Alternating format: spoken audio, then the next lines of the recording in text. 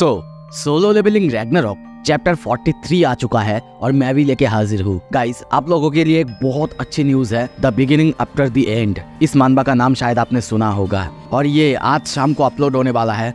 मैं आपसे बस इतना चाहता हूँ कि आप लोग बस इसे जाके एक बार सपोर्ट करो। अगर अपलोड हो चुका है तो मैं उसका लिंक डिस्क्रिप्शन और कमेंट बॉक्स में दे दूंगा, आप जाके देखना प्लीज़। थोड़ा सा सपोर्ट करना क्योंकि ये स्टोरी सच में बहुत अच्छी है। और वैसे भी सोलो लेवलिंग रैग्नारॉक 7 दिन बाद एक चैप्टर करके आता है, तब तक आपको देखने के लिए और कुछ मिल जाएगा। और अगर आप चाहे तो ओमनिशिएंट रीडर्स व्यू पॉइंट भी देख सकते हैं। उसमें एक दिन एक कैरेक्टर जो कि बुक पढ़ता था, उसी बुक की स्टोरी वो रियल हो जाता है। बहुत इंटरेस्टिंग कहानी है, आप उसे भी जाके देख सकते हैं। चलिए शुरू करते हैं। पिछले एपिसोड में हमने देखा था संग सूहो और वो अपोस्टाइल, उसने उस अपोस्टाइल को हरा दिया था, पर उसके बाद पीछे से वो अपोस्टाइल जो कि ली मिनसेंग के बॉडी पर कब्जा किए हुए था, वो आ जाता है और वो अपनी एक मैजिक पावर से उसके ऊपर हमला करता है और उसके बॉडी के अंदर वही पत्थर डालने की कोशिश करता है।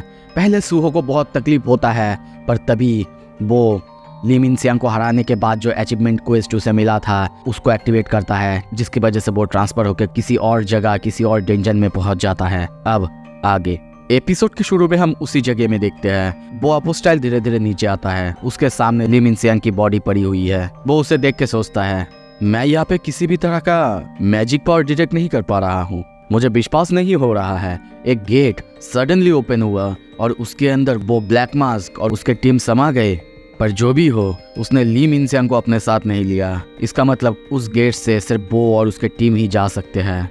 और तभी थोड़ा सा स्माइल करता है और कहता है, हाँ, डार्कनेस और द ब्लैक मास्क, हर बार हम इनसे फाइट करते हैं कुछ ना कुछ एक्साइटिंग देखने को मिलता है। ये बहुत इंटरेस्टिंग है। सीन शिफ्ट होता है, तभी उसी जगह में हम सूहो को देखते हैं। वो वहाँ पे कुछ एक्सरसाइज कर रहा था और कहता है, यहाँ पे आने के बाद मेरे पेट पे जो होल था वो पूरी तरीके से हील हो चुका है और मुझे नहीं लगता कि मेरे बॉडी के साथ अब कुछ भी प्रॉब्लम्स है, पर अगर कुछ होते तो। पर तभी उसके पास नोटिस आता है, the higher of the monarchs can not participate in the advancement quest. यहाँ तक कि तुम अपने शैडो कीज का भी इस्तेमाल नहीं कर सकते। सूहो देखता है और कहता है, क्या मैं अपने बॉन्ड स्किल, यहाँ तक कि की जो कि शैडो डेंजन को ओपन करता है उसका भी इस्तेमाल नहीं कर सकता?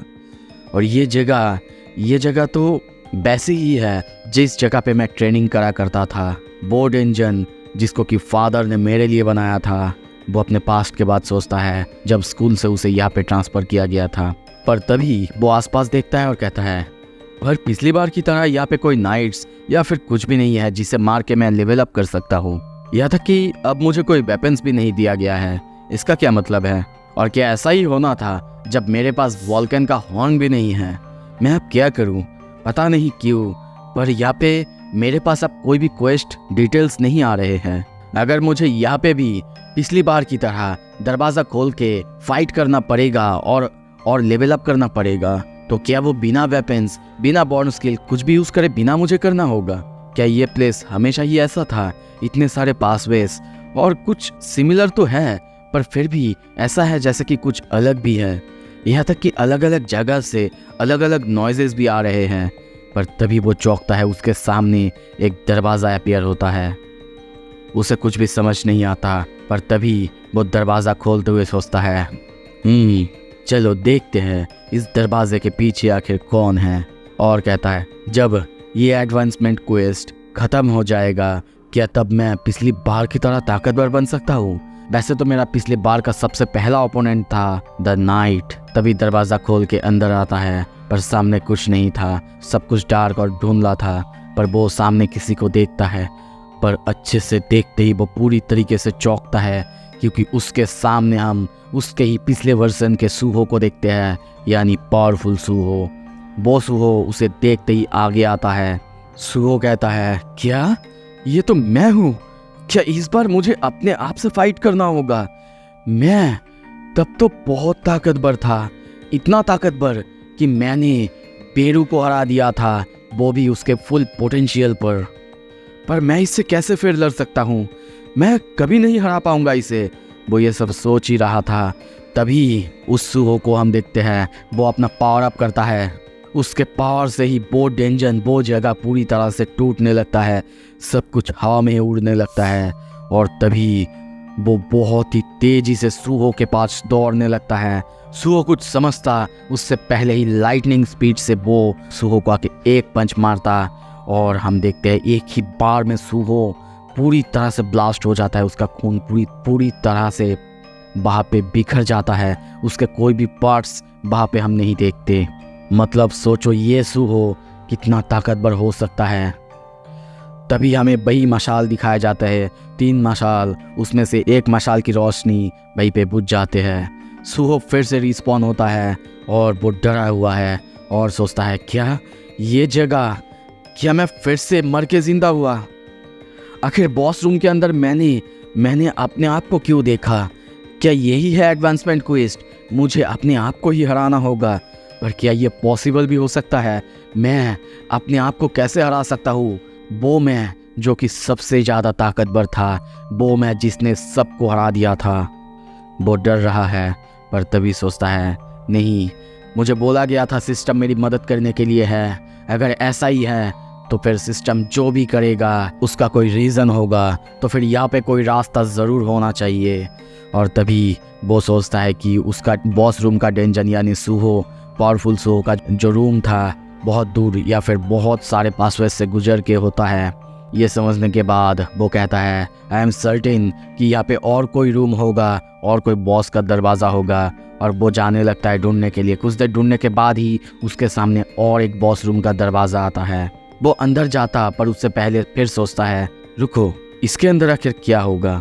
ओके चलो, ज़्यादा कुछ सोचते नहीं, पहले खोल के देखते तो हैं, जो भी आएगा आई थिंक कि मैं उससे फाइट कर पाऊँगा। तभी वो दरवाज़ा खोलता है। खुलते ही हम देखते हैं उसके सामने रूम के अंदर बहुत सारे खिलौने। और जब वो देखता है हम वहाँ पे छोटे सूहो को देखते हैं, यानी एकदम छोटे सूहो को। फिर वो भी उसे गुस्से में देखता है। उसे देखते ही सूहो डर जाता है और सोचता है क्या ये तो मैं हूँ, यंग, बहुत यंग, यानी बच्चा। आखिर यहाँ पे क्या चल रहा है ये सब? क्या मुझे अब अपने आप से जो कि एकदम बच्चा है उससे फाइट करना होगा? क्या ये सही भी होगा? नहीं। पर तभी उसके सामने सारे खिलौने हवा में उड़ने लगते हैं। वो कुछ भी समझता उससे पहले उसे समझ आ जाता है कि वो अब मूव नहीं कर पा रहा है। क्या ये ऑथोरिटी है? पर इतना छोटा सूहो कैसे ऑथोरिटी यूज़ कर सकता है?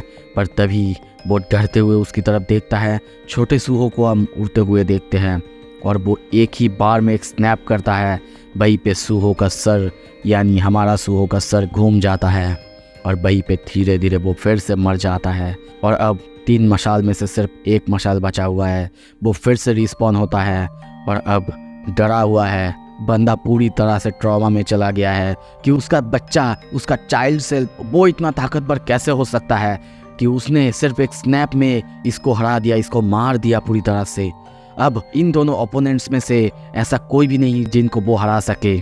और अब उसे याद आता है 3 मशाल की बात। वो देखता है वहाँ पे सिर्फ एक मशाल बचा हुआ है और अगर अब वो हार गया तो। पर तभी कुछ ग्लिच होता है। वहाँ पे एक मशाल की जगह हम कई मशाल को देखते हैं, जैसे कि अनलिमिटेड मशाल। वो समझ नहीं पाता पर तभी उसके सामने सब कुछ ग्लिच होने लगता है। वो मशाल, वो सब कुछ।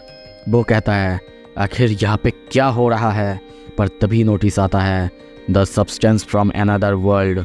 उसके इंटरफेरेंस की वजह से सिस्टम में कुछ एरर आया है।